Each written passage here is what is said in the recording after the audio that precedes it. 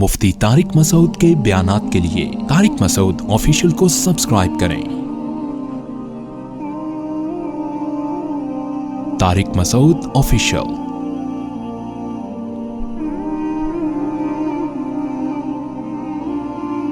انسان یہ چاہتا ہے کہ اپنی خواہشات پوری کر کے خوش ہو، لیکن دنیا میں کوئی بھی شخص ایسا نہیں گزرا جس نے اپنی تمام خواہشات اس دنیا میں پوری کر لی ہوں۔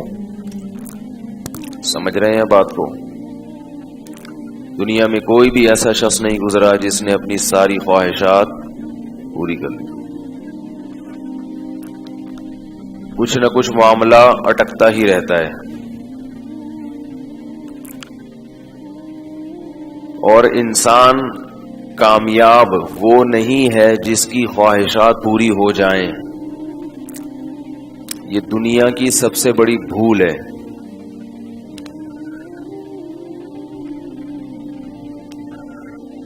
جو یورپ سے جو کلچر آ رہا ہے، امریکہ سے جو کلچر آ رہا ہے، وہاں سے جو سوچ ہمارے معاشرے میں آ رہی ہے وہ یہ سوچ ہے کہ جس کے پاس اسباب زیادہ ہوں، وسائل زیادہ ہوں، وہ زیادہ خوش و خرم زندگی گزار سکتا ہے۔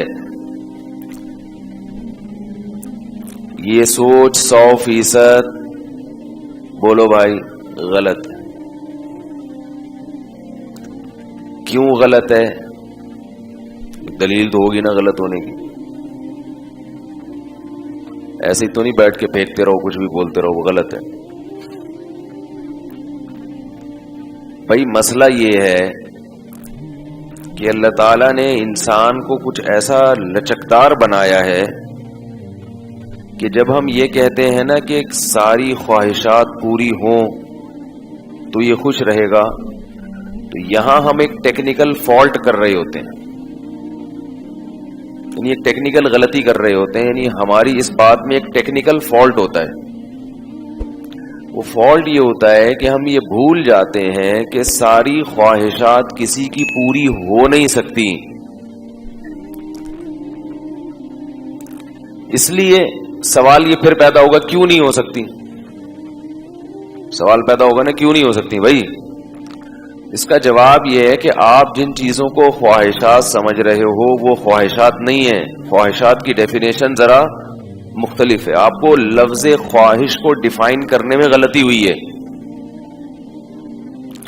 آپ یہ سمجھتے ہو کہ خواہشات نام ہے دولت کا، اچھے لباس کا، اچھی سواری کا، اچھے گھر کا۔ حالانکہ خواہشات اس کا نام نہیں ہے، خواہش نام ہے دل کی چاہتوں کا۔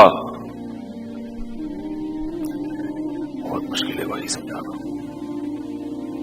دیکھو آپ کی خواہش تھی کہ میرا گھر اچھا ہونا چاہیے، ٹھیک ہے نا؟ گھر مل گیا آپ کو۔ آپ کا دل چاہتا تھا کہ میری گاڑی اچھی ہونی چاہیے، گاڑی مل گئی۔ میرے پاس عہدہ ہونا چاہیے، عہدہ مل گیا۔ میری صحت اچھی ہونی چاہیے، صحت مل گئی۔ میرے پاس دولت ہونی چاہیے، دولت مل گئی۔ تو یہ جو چیزیں آپ کو مل گئیں، تو اگر ان چیزوں کو ہم یہ سمجھیں کہ یہ خواہش ہیں تو خواہشات نہیں ہیں، یہ خواہشات کے تقاضے ہیں۔ خواہش نام ہے دل کی چاہت کا۔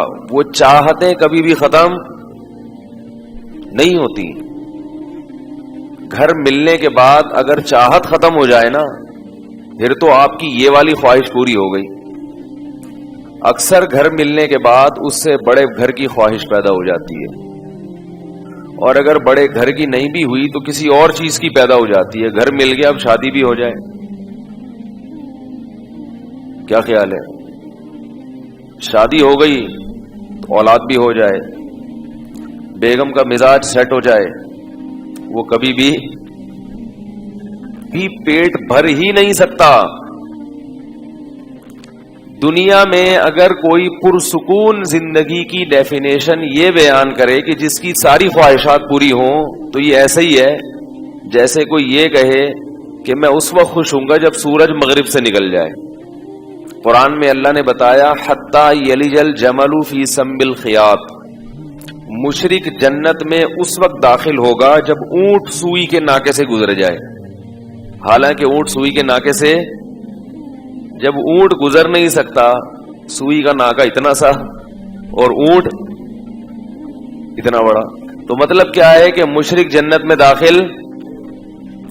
तो अगर सुकून इस चीज का नाम है कि आपकी ख्वाहिशात पूरी हो जाएं, तो इसका मतलब सुकून जिंदगी में आप कभी हासिल कर ही नहीं सकते, क्योंकि ख्वाहिशात पूरी, ख्वाहिश कहते हैं दिल की चाहत को, चीजों के मिलने को नहीं कहते। और जब तक दिल है उसमें चाहतें, बोलो भाई, रहेंगे। जैसे जब तक पेट है भूख रहेगी कि नहीं रहेगी? जब तक पेट है भूख लगती रहेगी। तो ये जो इंसान की तबई ख्वाहिशात हैं ये खत्म नहीं होती। पेट का काम है रोटी को देख के उसकी तरफ तलब करना, दिल का काम है चाहना, हर वक्त भटकता रहेगा। देख लो ना, कभी किस पे आ रहा है, कभी किस पे आ रहा है। यही चल रहा है आजकल, जो सीजन चल रहा है मार्केट में। दिल में दर्द हो रहा है क्या भाई? अल्लाह खैर करे। तो वो दिल पे ले गए, तो देख लें भाई, तबीयत खराब ना हो जाए जाके। तो दिल का काम क्या है? चाहना। अब चाहतें इतनी महत्व, और ये भी है कि चाहत पूरी हुए बगैर सुकून मिलता भी नहीं है। क्या ख्याल है भाई? आपका दिल किसी चीज का चाह रहा है, ललचा रहा है बार बार बार बार बार बार, तो कैसे सुकून मिलेगा आपको? तो उसका हल क्या है कि भाई अपनी चाहतों को अल्लाह की चाहत में फना कर दो। भाई जिस हाल में अल्लाह रखना चाहेगा, मेरी चाहत यही हालत है। भाई अल्लाह मुझे जिस हाल में रखना चाहेगा, तो मेरी चाहत क्या है? ये मैं यही चाहता हूं कि जिस हाल में अल्लाह खुश है मैं उसी में रहना चाहता हूं। इससे फायदा क्या होगा? जिंदगी पुरसुकून गुजरना शुरू हो जाएगी, गमों में भी इंसान को मजा आना शुरू हो जाएगा। गम में भी मजा आता है, सुकून होता है एक अलग से, आंसू बह रहे होते हैं, लेकिन इसके बावजूद भी दिल अंदर से मुतमईन होता है।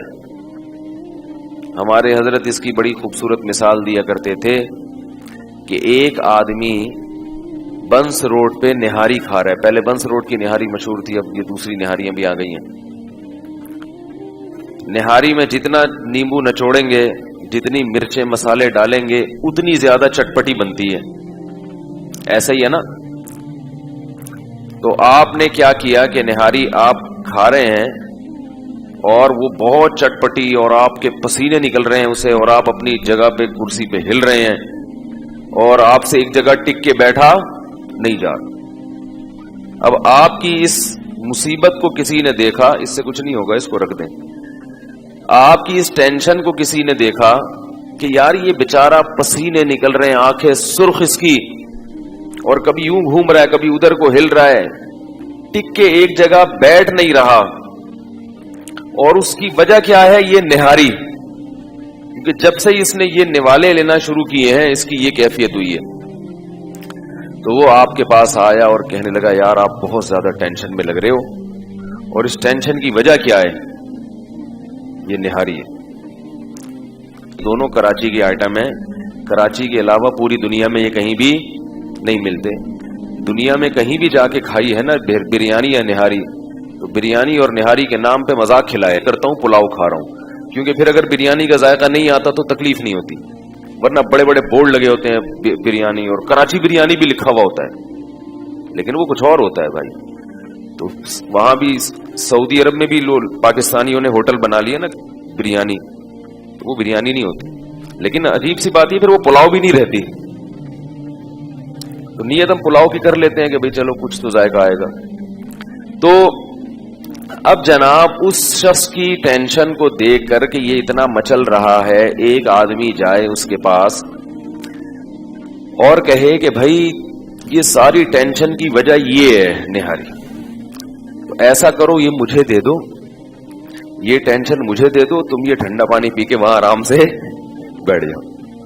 वो देगा ये टेंशन आपको? وہ کہے گا اس کے لیے تو میں انڈا موڑ سے ٹیکسی میں بیٹھ کے آیا ہوں اور پیسے خرچ کر کے یہ ٹینشن میں نے پالی ہوئی ہے, اس میں تو مجھے مزہ آ رہا ہے. وہ کہ مزہ آ رہا ہے تو آپ کو تو مسکرانا چاہیے, خوش ہونا چاہیے, کھلکھلا کے ہنسنا چاہیے. یہ آنسو کیوں نکل رہے ہیں, آنکھیں کیوں سرخ ہو رہی ہیں, اور یہ چہرہ سرخ کیوں ہو رہا ہے آپ کا, اور پسینے کیوں چھوٹ رہے ہیں؟ تو وہ جواب میں کہے گا یہ جتنے پسینے چھوٹیں, جتنی آنکھیں سرخ ہوں, جتنی اضطراب کی کیفیت ہو, اسی میں مزہ ہے, اسی ٹینشن میں کیا ہے, مزہ ہے. اور نیمبو نچوڑو اس میں, ٹھیک ہے نا, اور تھوڑا سا نچوڑو نیمبو. اس سے یہ بتانا چاہتے ہیں کہ دیکھو کسی کے ظاہر کو دیکھ کر آپ یہ فیصلہ نہیں کر سکتے کہ یہ اندر سے بھی کیا ہے, پریشان, اور کسی کی مسکراہٹ کو دیکھ کے یہ فیصلہ نہیں کر سکتے کہ یہ اندر سے بھی خوش ہے. کچھ لوگ مصنوعی مسکراتے ہیں,